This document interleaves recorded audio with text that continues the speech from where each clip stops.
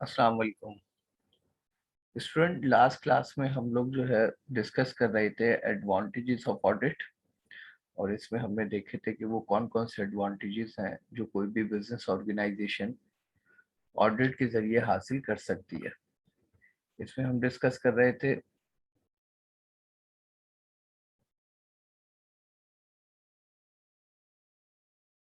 Audited accounts are detected as an authentic record of transaction. जितने भी audited account होते हैं वो तस्वुर किए जाते हैं ऑथेंटिक, क्योंकि इसकी क्वालिटी ऑफ फाइनेंशियल रिकॉर्ड जो है मैक्सिमम लेवल पर रिव्यू रिचेक करके इम्प्रूव कर ली जाती है। Error and fraud are detected and rectify. मुख्तलिफ नौइयत के जो हमारे एरर्स अकाउंटिंग रिकॉर्ड के अंदर पॉसिबल होते हैं उनको पहले मरहले में ऑडिट के जरिए डिटेक्ट किया जाता है और फिर उसको ख़त्म किया जाता है, रेक्टिफाई किया जाता है। नेक्स्ट जो एक और एडवांटेज है ऑडिट का वो है it increase the morale of the staff and thus it prevent fraud and error। Audit के जरिए जो जितना भी अकाउंट्स डिपार्टमेंट या अकाउंट्स एक्टिविटी में एंगेज स्टाफ होता है उसका मोरल हाई होता है और वो अपनी रिस्पॉन्सिबिलिटी में मैक्सिमम लेवल पर ड्यूटीफुल रहते हैं। Because of his expert because of his expertise, the auditor may advise on various matter to his client।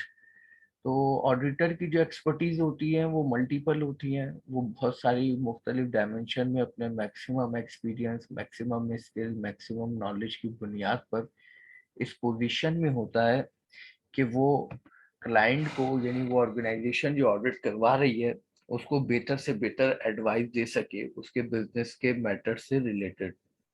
इसके अलावा जो और डिफरेंट एडवांटेजेस हैं ऑडिट के जरिए जो बिजनेस ऑर्गेनाइजेशन हासिल कर सकती है उसमें क्या है, स्मूथ रनिंग ऑफ बिजनेस। कि जो ऑर्गेनाइजेशन कंटिन्यूसली ऑडिट एग्जीक्यूट करवाती हैं, ऑडिट सर्विसेज हासिल करती हैं, उनके बिजनेस जो है स्मूथली रनिंग करते हैं, यानी वो उनके बिजनेस मैक्सिमम लेवल पर कंट्रोल रहते हैं और उनको अपने बिजनेस को ऑपरेट करने में, ग्रोथ करने में कोई मुश्किलात का ज़्यादा सामना करना नहीं पड़ता। प्रॉपर इन्वेस्टमेंट हो। एक और एडवांटेज ऑडिट का ये है कि वो तमाम ऑर्गेनाइजेशन जहाँ पे मुसलसल ऑडिट को जारी रखा जाता है वहाँ पर इन्वेस्टमेंट के मसाइल नहीं क्रिएट होते। वहाँ पर जो है इन्वेस्टमेंट कंटिन्यूसली जारी सारी रहती है, क्योंकि वो ऑर्गेनाइजेशन जो ऑडिट की को कंटिन्यू फॉलो करती हैं उनकी अथेंटिसिटी में इजाफा होता है। तो इन्वेस्टर जो है बोल्ड होकर ऐसी ऑर्गेनाइजेशन में इन्वेस्टमेंट करता है। एक और जो बहुत बड़ा एडवांटेज है ऑडिट का वो ये है वैल्यूएशन ऑफ गुडविल। आपने गुडविल अकाउंटिंग में डिटेल में पढ़ी होगी कि ये एक इंटेंजिबल एसेट होता है, इसको बाकायदा कैलकुलेट किया जाता है और ये किसी भी बिजनेस ऑर्गेनाइजेशन के लिए बहुत अहम होती है। ऑडिट के जरिए जो है वैल्यूएशन यानी आपकी गुडविल का लेवल या आपकी गुडविल की वर्थ कितनी है ये ईयर बाय ईयर कैलकुलेट होता रहता है, जिससे क्लैरिटी रहती है कि ऑर्गेनाइजेशन की जो गुडविल है उसमें किस हद तक इजाफा हो रहा है। अगर हम ऑडिट एडवांटेजेस की बात करें डिटेल में कि audit advantages being a business organization किस किस डोमेन में किस किस को हासिल होते हैं, तो एक इसमें एडवांटेज जो हासिल करते हैं ऑडिट के जरिए वो होते हैं बिजनेस ऑर्गेनाइजेशन। वो तमाम बिजनेस ऑर्गेनाइजेशन जो बिजनेस एक्टिविटी को रन कर रही हैं उनके लिए ऑडिट के बहुत सारे एडवांटेजेस होते हैं। Second, owner of the business, business के जितने भी ऑनर्स होते हैं उनके लिए ऑडिट के बहुत सारे एडवांटेजेस होते हैं। फिर वो other organization such as non profit organization जो होती हैं, इस तरह की ऑर्गेनाइजेशन जो सिर्फ या फाइनेंशियल ऑर्गेनाइजेशन जो सिर्फ फाइनेंशियल एक्टिविटी को एग्जीक्यूट करती हैं, कोई मैन्युफैक्चरिंग या सर्विसेज नहीं देती, उन ऑर्गेनाइजेशन के लिए भी बहुत सारे ऑडिट के एडवांटेजेस हैं। और फिर गवर्नमेंट के लिए लास्ट में कि गवर्नमेंट के लिए भी ऑडिट के बहुत सारे एडवांटेजेस हैं। अब अगर हम बात करें बिजनेस ऑर्गेनाइजेशन के लिए क्या क्या एडवांटेजेस हैं ऑडिट के, तो इसमें पहला एडवांटेज है किसी भी बिजनेस ऑर्गेनाइजेशन की जो कॉमन प्रॉब्लम होती है वो होती है फाइंडिंग ऑफ एरर्स। कि किस तरह वो अपने business transaction, financial record, book of accounts में पाए जाने वाले एरर्स को डिटेक्ट कर सकें ताकि उनको रेक्टिफाई किया जा सके। तो ये जब ही पॉसिबल है जब हम ऑडिट करवाएंगे, और ऑडिट के ज़रिए हम अपने बिजनेस की तमाम जो ट्रांजैक्शन है उनकी एरर को फाइंड करके रेक्टिफाई कर सकते हैं। Location of fraud, business organization की रिकॉर्ड के अंदर बहुत सारी डायमेंशन ऐसी होती हैं जहाँ फ्रॉड की पॉसिबिलिटीज आसान होती हैं। तो वहां पर हम फ्रॉड को सिर्फ डिटेक्ट नहीं करते ऑडिट के जरिए, बल्कि उस लोकेशन को भी फाइंड आउट कर लेते हैं कि जिस लोकेशन में ऑडिट के अकाउंट्स रिकॉर्ड के अंदर फ्रॉड किया गया है। तो इस तरह फ्रॉड को भी मैक्सिमम लेवल पर कंट्रोल करने में आसानी होती है थ्रू आउट ऑडिट। एक और जो बेनिफिट बिजनेस ऑर्गेनाइजेशन हासिल करती है ऑडिट के जरिए वो है efficiency of staff. Efficiency of staff किसी भी बिजनेस ऑर्गेनाइजेशन के लिए बहुत ज़रूरी होती है, क्योंकि स्टाफ की एफिशिएंसी जितनी ज़्यादा होगी बिजनेस की प्रॉफिटेबिलिटी भी उतनी ज़्यादा होगी। एफिशिएंसी की सिंपली डेफिनेशन अगर हम बात करें कि एफिशिएंसी कहते किसे हैं, तो एफिशिएंसी कहते हैं कि जब हम मिनिमम रिसोर्सेस में मैक्सिमम आउटपुट हासिल करते हैं तो ये हमारी एफिशिएंसी कहलाती है। तो हर ऑर्गेनाइजेशन की कोशिश होती है कि उसकी एम्प्लॉयज, स्टाफ, वर्कर की एफिशिएंसी मैक्सिमम हो। लेकिन जब हम ईयर बाय ईयर ऑडिट को एग्जीक्यूट करवाते हैं और उससे तमाम ऑर्गेनाइजेशन के वीक पॉइंट्स हाईलाइट होते हैं, तो उससे ऑर्गेनाइजेशन के एम्प्लॉयज, वर्कर की रिस्पॉन्सिबिलिटी में इजाफा होता है, और ये इजाफा सबब बनता है उनकी एफिशिएंसी को इनहेंस करने का। फिर एक और जो फायदा है बिजनेस ऑर्गेनाइजेशन के लिए ऑडिट का वो है बेटर रेपुटेशन। कि ऑर्गेनाइजेशन की जो रेपुटेशन है वो बहुत ज़्यादा बेहतर होती है। यानी हम कंपैरिजन करें कि दो ऑर्गेनाइजेशन है, एक ऑर्गेनाइजेशन है ए और एक ऑर्गेनाइजेशन है बी। ए ऑर्गेनाइजेशन वो है जो रेगुलर बेसिस पे ऑडिट करवाती है, चाहे वो इंटरम ऑडिट हो, चाहे वो हाफ ईयरली, क्वार्टरली, कोई सा भी ऑडिट हो। तो ऐसे में क्या होगा कि ये जो ऑर्गेनाइजेशन है जो ऑडिट रेगुलर बेसिस पे करवाती है उसकी रेपुटेशन यानी गुडविल मैक्सिमम होगी, और जितने बिजनेस स्टेक होल्डर हैं वो ट्रस्ट करेंगे। एक ऑर्गेनाइजेशन है बी जो ऑडिट करवाती ही नहीं और इसी तरह बिजनेस को रन कर रही है विदाउट ऑडिट सर्विसेज के, तो ऐसी ऑर्गेनाइजेशन की रेपुटेशन कभी भी बेहतर नहीं होती, और यही वजह है कि कोई भी बिजनेस स्टेक होल्डर उस पर ट्रस्ट नहीं रखते। फिर एक और जो ऑडिट का एडवांटेज है बिजनेस ऑर्गेनाइजेशन के लिए, helpful suggestion for business improvement. Auditor एक मैक्सिमम अपनी फील्ड का एक्सपर्ट होता है, और वो जो है मुख्तलिफ डोमेन में भी ऑलराउंडर होता है, मल्टीपल क्वालिटीज रखता है, जो कि हम प्रीवियस लेक्चर में बात कर चुके हैं, क्वालिटीज ऑफ एन ऑडिटर। इन तमाम खूबियों की बुनियाद पर वो इस पोजीशन में होता है कि वो बिजनेस ऑर्गेनाइजेशन की मैनेजमेंट को वो वैल्यूएबल, वर्थफुल एडवाइस दे सकता है, जिसकी बुनियाद पे ऑर्गेनाइजेशन अपने वीक एरिया को इम्प्रूव कर कर अपनी ग्रोथ में इजाफा कर सकती है, अपने प्रॉफिटेबिलिटी में इजाफा कर सकती है, अपने गोल को एफिशिएंटली और इफेक्टिवली अचीव कर सकती है। अब अगर हम बात करें ऑडिट की फॉर बिजनेस ऑनर, यानी जो बिजनेस के मालिकान होते हैं, ऑनर्स होते हैं, उनके लिए क्या क्या एडवांटेजेस हैं ऑडिट के, उसके अंदर जो सबसे पहला है फॉर सोल ट्रेडर। आपने देखा होगा कि आपने बिजनेस में पढ़ा होगा कि बिजनेस की जो ऑनरशिप होती है वो तीन तरह की होती है। एक होती है सोल ट्रेडर, एक होती है पार्टनरशिप, और एक होती है ज्वाइंट स्टॉक कंपनी।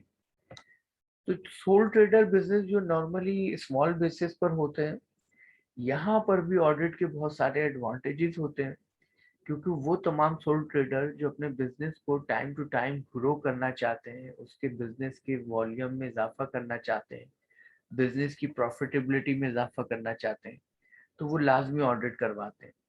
और जब वो ऑडिट सर्विसेज हासिल करते हैं तो उसका फायदा ये होता है कि उनको अपनी करंट एक्चुअल फाइनेंशियल कंडीशन का सही पता होता है, जिसकी वजह से वो अपने फाइनेंशियल डिसीजन सही लेते हैं, और ये सही फाइनेंशियल डिसीजन उनकी ग्रोथ और सक्सेस का सबब बनते हैं। अगर हम बात करें पार्टनरशिप की, जो कि पार्टनर मिलके कोई बिजनेस करते हैं, चाहे वो 2 या 20 हों, तो पार्टनरशिप के अंदर और मजीद एडवांटेजेस बढ़ जाते हैं ऑडिट के, क्योंकि पार्टनर्स के दरमियान जो एक म्यूचुअल अंडरस्टैंडिंग है, उसका दारो मदार ही ऑडिट के ऊपर होता है।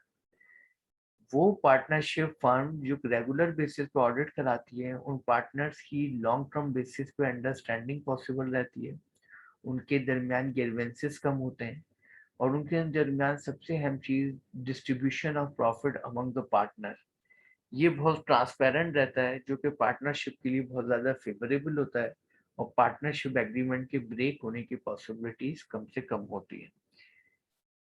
बिजनेस ऑनर्स में अगर बात करें, ज्वाइंट स्टॉक कंपनी जिसके ऑनर्स शेयर होल्डर्स होते हैं, यहाँ पर ऑडिट की जो एडवांटेजेस हैं वो मैक्सिमम होते हैं, सबसे ज़्यादा होते हैं, क्योंकि ये वाहिद वो ऑनर होते हैं जो बिजनेस एक्टिविटी में डायरेक्ट पार्टिसिपेशन नहीं करते। यही वजह है कि जब उनको उनका ऑन ईयरली बेसिस पे profit in the shape of dividend दिया जाता है, तो वो उस प्रॉफिट या डिविडेंड पे उस वक्त तक सेटिस्फाई नहीं होते जब तक कंप्लीटली ऑडिट को एग्जीक्यूट ना करवाया जाए। तो ये वो एडवांटेजेस से जो हासिल किए जाते हैं, this advantages can be achieve through out audit for business honours. Next जो फिर एडवांटेजेस ऑडिट का अदर ऑर्गेनाइजेशन के लिए, उसमें है for insurance company. Insurance company जो होती है, जो प्योरली फाइनेंशियल एक्टिविटी में मसरूफ अमल होती है, इनके लिए भी ऑडिट के बहुत सारे एडवांटेजेस हैं, इनकी भी बहुत बड़ी ज़रूरत होती है ऑडिट। इसके ज़रिए वो ये डिटरमाइन करते हैं, वो ये क्लियर करते हैं कि उन्होंने 1 साल की मुद्दत में अपने हासिल शुदा सरमाए से कितना बेनिफिट हासिल किया, कितना रिटर्न ऑन इन्वेस्टमेंट हासिल किया। और ये सही, ये अकाउंटिंग प्रोसेस में भी होता है, लेकिन इसकी कंफर्मेशन होती है ऑडिट के जरिए। अगर हम बैंक्स की बात करें, ये भी एक फाइनेंशियल ऑर्गेनाइजेशन होती है, जो कि प्योरली फाइनेंस में डील करती है, कुछ मैन्युफैक्चरिंग या अदर एक्टिविटी में इंगेज नहीं होती। तो बैंक्स के लिए भी ऑडिट की इंपॉर्टेंस बहुत ज़्यादा बढ़ जाती है, ये ज़्यादा फोकस करते हैं ऑडिट के ऊपर, और ये ऑडिट के जरिए अपनी फाइनेंशियल एक्टिविटी को कंट्रोल करते हैं और अपनी प्रॉफिटेबिलिटी की डिटर्मिनेशन करते हैं। नेक्स्ट जो एक और ऑडिट का एडवांटेज है अदर ऑर्गेनाइजेशन में, वो है इन्वेस्टर्स। जितने भी इन्वेस्टर जो कि मुख्तलिफ ह्यूज लेवल पर बिजनेसेस के अंदर इन्वेस्टमेंट करना चाहते हैं या कर रहे होते हैं, इनके लिए भी बहुत बड़ा एडवांटेजेस है ऑडिट का, कि वो इन्वेस्टमेंट फर्म जो मुख्तलिफ ऑर्गेनाइजेशन की परचेजिंग ऑफ शेयर्स करती हैं या अदर डोमेन में इन्वेस्टमेंट, डायरेक्ट और इनडायरेक्ट इन्वेस्टमेंट करती हैं, उनके लिए भी ऑडिट के जरिए एक पिक्चर वाज़ा हो जाती है कि कौन सी ऑर्गेनाइजेशन कॉन्स्टेंटली ग्रो कर रही है, कौन सी ऑर्गेनाइजेशन अप एंड डाउन की पोजीशन में है, और कौन सी ऑर्गेनाइजेशन डिक्लाइन की पोजीशन में, ताकि वो अपनी इन्वेस्टमेंट को सिक्योर बना सके। एक और एडवांटेजेस है ऑडिट का, वो ये है परचेज ऑफ बिजनेस। लेकिन जब हम बिजनेस करते हैं तो हमारे पास 2 ऑप्शन होते हैं, या तो हम किसी बिजनेस को right from the beginning start करें, या दूसरा ऑप्शन हमारे पास होता है कि हम किसी रनिंग बिजनेस को परचेज करें।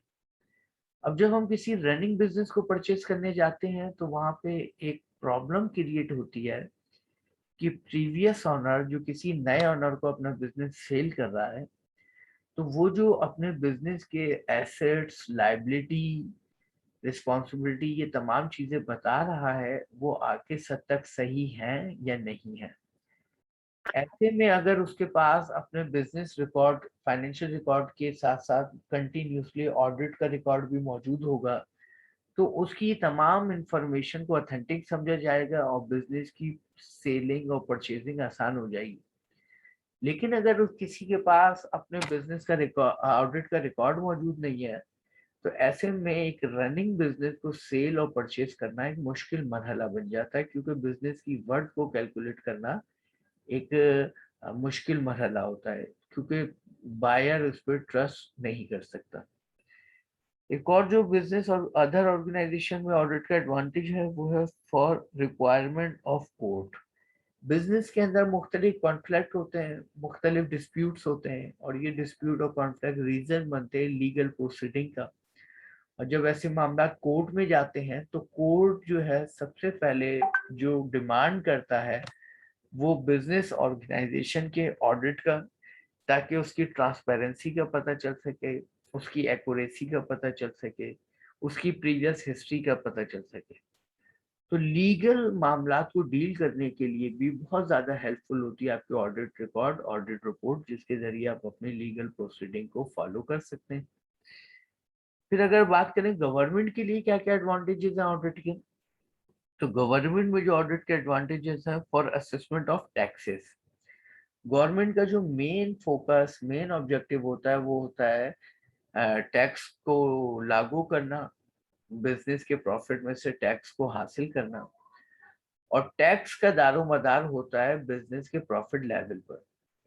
अब बिजनेस ऑर्गेनाइजेशन जो ईयरली अपना प्रॉफिट डिक्लेयर कर रही हैं, शो कर रही हैं, एक्सप्लेन कर रही हैं, बता रही हैं, आया ये प्रॉफिट सही है या नहीं, इसकी अथेंटिसिटी होती है by the help of audit record, audit report.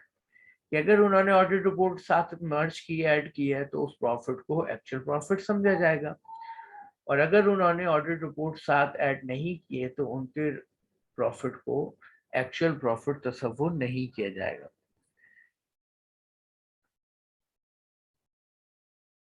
Government जो है फिर टैक्स को कैलकुलेट करने के साथ साथ टैक्स की रिकवरी, जो मेन मकसद होता है गवर्नमेंट का, ये भी बहुत बड़ा एडवांटेज होता है ऑडिट का, कि ऑडिट के जरिए टैक्स पेयर और गवर्नमेंट के दरमियान एक एग्रीमेंट, एक रजामंदी, एक म्यूचुअल एक्सेप्टेंस आती है, जिसके जरिए टैक्स पेयर टैक्स पे करने को और गवर्नमेंट टैक्स कलेक्ट करने में आसानी होती है।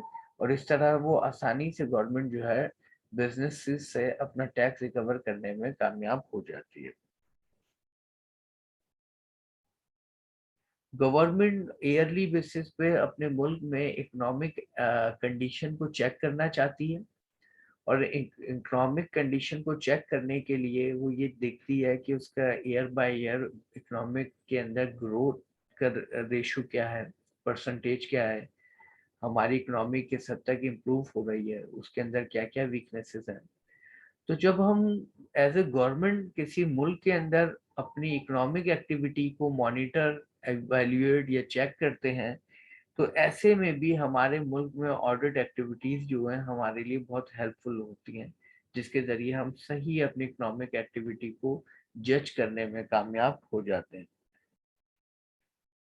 बिजनेस के अंदर एक मरहला है प्राइवेटाइजेशन का, एक होता है नेशनलाइजेशन और एक होता है प्राइवेटाइजेशन।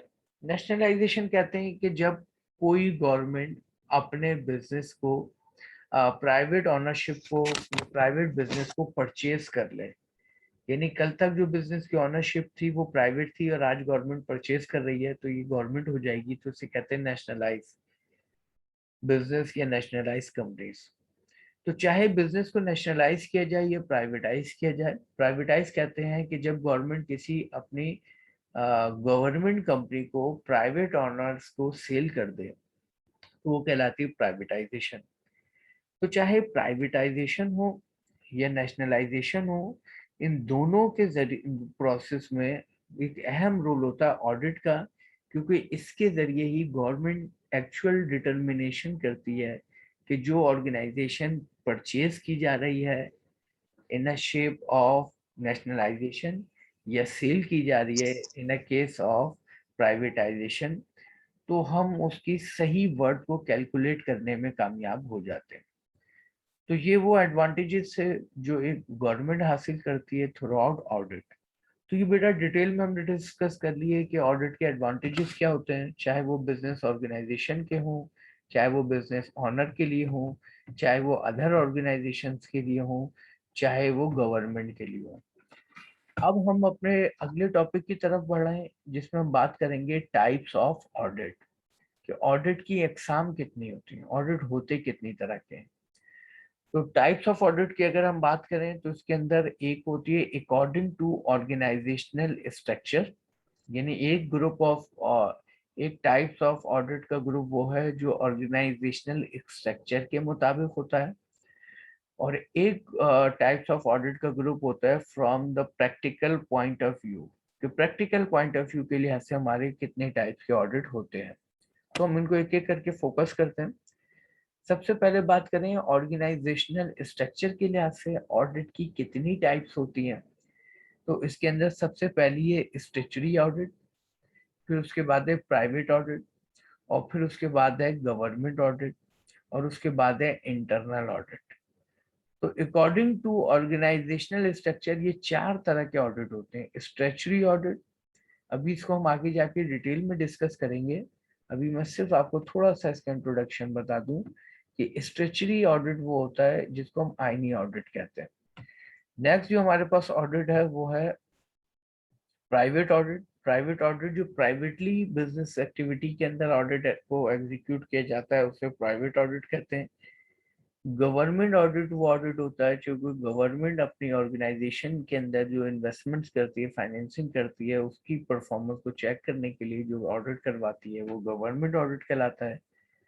और एक कहलाता है इंटरनल ऑडिट। इंटरनल ऑडिट वो जो ऑर्गेनाइजेशन अपनी कंट्रोलिंग परफॉर्मेंस को स्मूथ करने के लिए, श्योर करने के लिए हासिल करती है सर्विस, वो कहलाती है इंटरनल ऑडिट। तो ये बुनियादी तौर पे ऑडिट की चार टाइप्स हैं on the basis of structure. Second, अगर हम बात करें स्टैट्यूटरी ऑडिट की, अब डिटेल के अंदर हम बात करेंगे स्टैट्यूटरी ऑडिट की कि स्टैट्यूटरी ऑडिट होता क्या है। तो स्टैट्यूटरी ऑडिट जो है तीन तरह के होते हैं। एक होता है कंपनी ऑडिट, एक होता है ऑडिट ऑफ ट्रस्टी, और एक होता है ऑडिट ऑफ अदर इंस्टीट्यूशंस। तो बुनियादी तौर पे तीन तरह के स्टैट्यूटरी ऑडिट होते हैं। एक होता है audit companies audit, audit of trustees, और एक होता है ऑडिट ऑफ अदर इंस्टीट्यूशन। इनको एक एक करके हम फोकस करेंगे। स्टैट्यूटरी ऑडिट क्या होता है? In case of company undertaking audit is made compulsory under the state statute. It is so because these undertakings are established by statute. The audit of their account is termed as statutory audit. बेटा statutory audit किसे कहते हैं? जिसको हम आईनी audit भी कहते हैं। स्टैट्यूटरी ऑडिट वो ऑडिट होता है जो कि कंपलसरी रिक्वायरमेंट होती है। किस टाइम? जब भी हम कोई अंडरटेकिंग करते हैं, जब भी कोई हम स्टैट्यूटरी लेवल के ऊपर जो है किसी किस्म की अंडरटेकिंग को एक्सेप्ट करते हैं, तो यहाँ पर जो है स्टैट्यूटरी ऑडिट एग्जीक्यूट किया जाता है, और इसके जरिए जो है हम अपने रिक्वायर्ड प्री डिटरमाइन ऑब्जेक्टिव को अचीव करने में कामयाब हो जाते हैं। तो ये ऑडिट जो है बहुत जनरली तौर पर एग्जीक्यूट नहीं होता। In case of statutory level इस ऑडिट को एग्जीक्यूट किया जाता है। सेकेंड ऑडिट है बेटा कंपनीज ऑडिट। कंपनीज ऑडिट किसे कहते हैं? The audit of the account of companies in India और अदर, जब ये पाकिस्तान बनने से पहले जो कंपनीज एक्ट था 1913 में, ये उस वक्त बनाया गया था। It legally compulsory for companies in India to get their account audited by independent professional accountant, but now Companies Act 2030 had made the terminal changes. Companies audit की जो शुरुआत हुई थी वो हुई थी 1913 में। जो कंपनी एक्ट जो फर्स्ट टाइम डेवलप किया गया था 1913 के अंदर, इसके अंदर जो है इसकी लीगल रिक्वायरमेंट थी कि कंपनीज ऑडिट कराया जाएगा ताकि शेयर होल्डर की इन्वेस्टमेंट को सेफगार्ड किया जा सके। लेकिन बाद में इसमें फर्दर चेंजिंग और इम्प्रूवमेंट करके इस एक्ट को कंपनी एक्ट 2013 जो पाकिस्तान के अंदर मौजूद है उसमें तब्दील कर दिया गया, ताकि ऑडिट के जरिए फर्दर और वो बहुत सारे बेनिफिट या रिक्वायरमेंट हासिल की जा सके जो कि किसी ऑर्गेनाइजेशन के लिए जरूरी है। ऑडिट ऑफ ट्रस्टीज की अगर बात करें, trustees are usually created for the benefit of weak and helpless person like widows, minors act, who are not in the position to access to understand the account of such trust. The trustees are made responsibility to look after the property and maintain the account.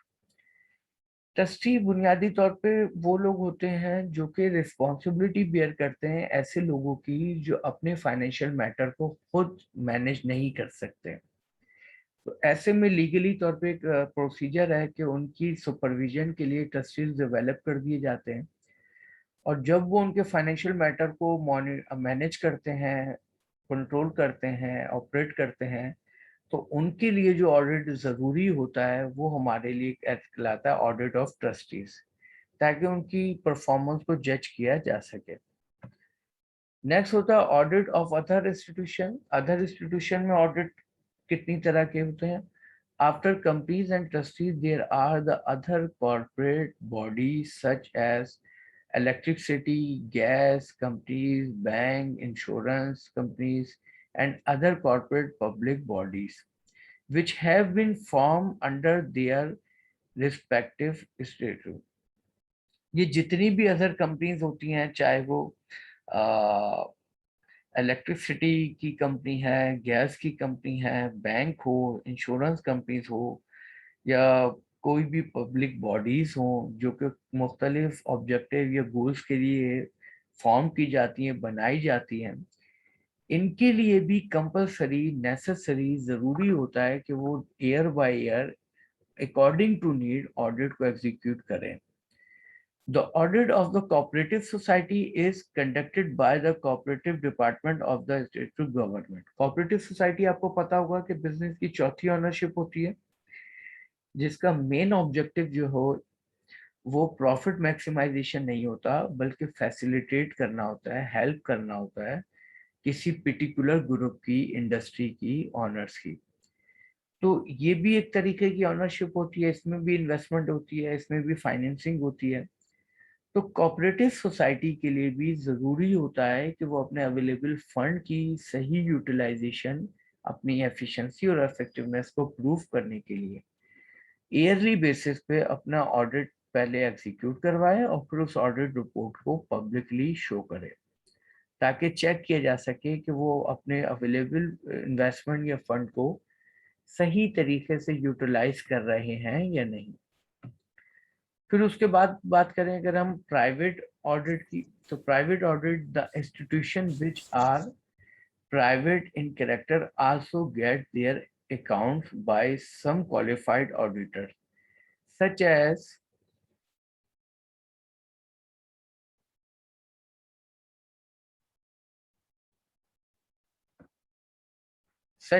audit is not required by statute, hence it is known as private audit.